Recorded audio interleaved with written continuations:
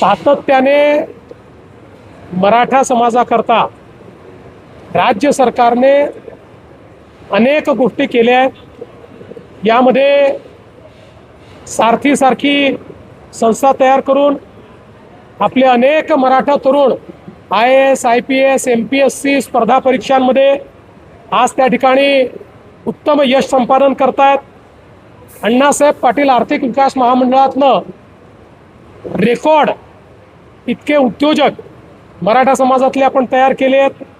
शिक्षणाचं क्षेत्र असो, सगळ्या स्कॉलरशिप आपल्या चाललेल्या आहेत। ज्यांना हॉस्टेलमध्ये जागा मिळत नाही त्यांच्याकरता निर्वाह भत्त्याची योजना आपण चालवतो, नवीन हॉस्टेल्स तयार करतो।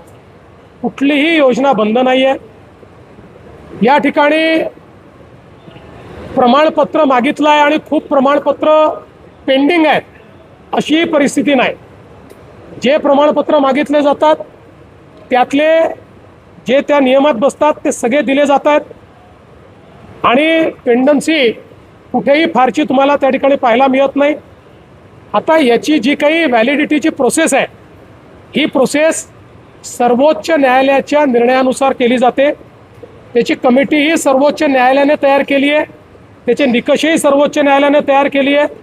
त्या समितीला पूर्ण स्वायत्तता सर्वोच्च न्यायालयाने दिली आहे। ते काही राज्य सरकार त्याच्यामध्ये हस्तक्षेप करू शकत नाही। त्यामुळे त्या नियमानुसार कमिटी व्हॅलिडिटी देखील करते आणि सातारा गॅझेटचा जो काही या ठिकाणी संबंध आहे, आपल्याला माहिती आहे हैदराबाद गॅझेट दिल्यानंतर त्याची केस ही आत्ता माननीय उच्च न्यायालयामध्ये चाललेली आहे। अजून त्या केसचा निकाल लागलेला नाही। त्यामुळे कंटेम्प्ट ऑफ कोर्ट कुठेही होऊ नये या दृष्टीनं त्या ठिकाणी आमच्या लॉ अँड ज्युडिशरी डिपार्टमेंटनी जे काही सल्ला दिलेला आहे त्या सल्ल्यानुसार आम्ही काम करतो। कुठेही मराठा समाजाकरता आम्ही केलेल्या योजना स्लो केल्या नाहीत, बंद केल्या नाहीत, उलट अधिक ताकदीनं आम्ही त्या चालवतो।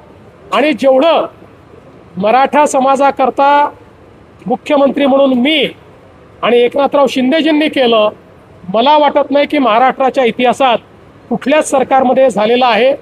तथापि लोकशाही आहे, प्रत्येकाला मत व्यक्त करण्याचा अधिकार आहे, त्याला तुम्ही थांबवू शकत नाही। हॅकॅथॉन या उपक्रमामध्ये कृषीच्या क्षेत्रामध्ये अतिशय सुंदर अशा प्रकारचे विविध संशोधन हे मांडण्यात आले।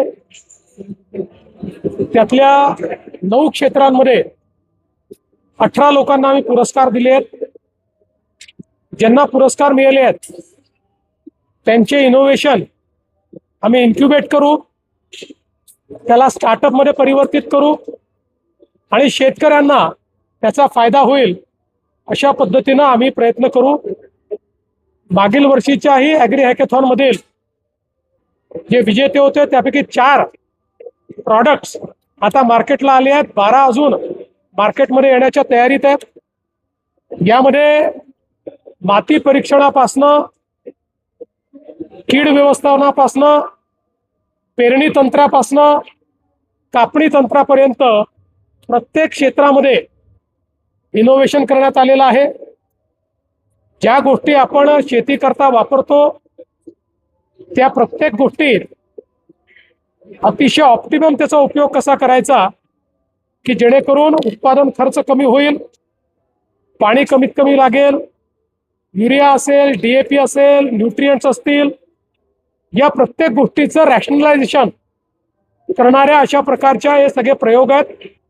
त्यामुळे शेती क्षेत्राला याचा मोठा उपयोग होईल। मी 2 घोषणा आज केल्यात। हे जे पुणे ॲग्री हॅकॅथॉन आहे हे पुढच्या वर्षीपासनं संपूर्ण महाराष्ट्राच्या स्तरावर आम्ही करू। त्याला महाराष्ट्र ॲग्री हॅकॅथॉन म्हणण्यात येईल आणि याच्यामध्ये पहिला पुरस्कार दरवर्षी एक पहिला पुरस्कार हा स्वर्गीय अजितदादा पवार यांच्या नावाने देण्यात येईल। ते आता ठरवू, पुण्यात करू।